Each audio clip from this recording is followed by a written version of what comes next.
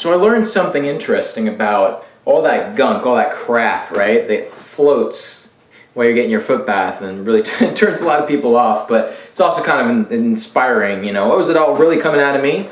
Well, I found out that no, it's not. So here's the thing that I think lost a lot of credibility in the industry was all these foot bath companies were saying, oh yeah, you know, all that stuff floating is turning the color, you know, of the water all rust orange and you know, dark and black and all that kind of stuff, and that floats through the top and it's foamy.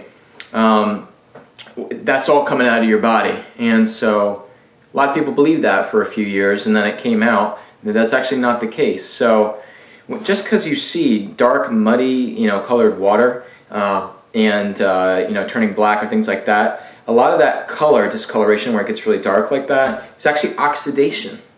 It's oxidation of the plate in the water.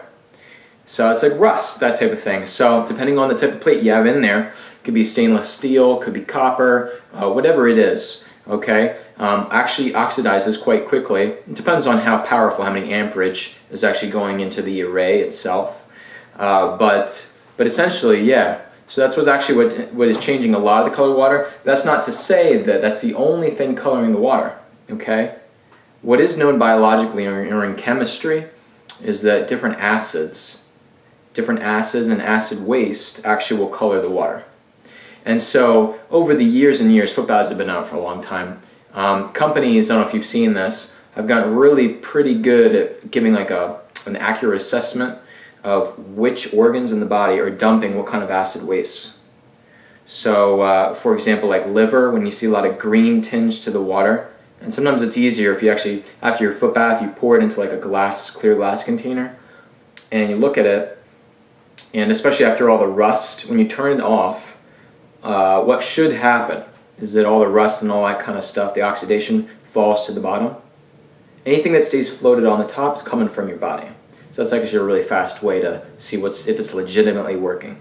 So anyways, you hold it up to the light in a clear container, and if you see it kind of has like a greenish tinge, then you know actually that's coming from the liver.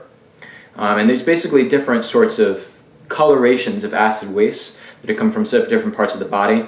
And the way that works is the body is, once it's supplied kind of the energy resources, the voltage, and all that kind of stuff, that it will basically dump in order of what's needed to dump first. I mean, think about it, right? If you had like your sewage system and this pipe and this pipe and this mechanism was backed up down here, you'd kind of have to back up slowly, back up to the top again.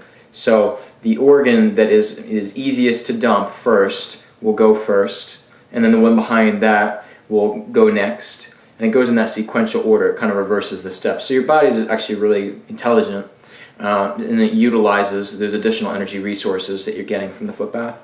But anyways, yeah, so the legitimate thing is that, yeah, you're going to actually see the color changing different colors, the water, other than like a blackish sort of brownish tinge, which is always the oxidation, okay? And then the other trick, remember, is turn off the foot bath if you're testing one out, and anything that falls to the bottom, which are the heavier particulate, right, from the metal, and anything that stays remaining on the top is actually coming out of your own body. So just want to kind of clear that up. I just learned that myself. I think it's fascinating, and it's been pretty accurate when I've been testing the different colors on my own with different sorts of symptomologies. Anyways, just wanted to share that. See you later.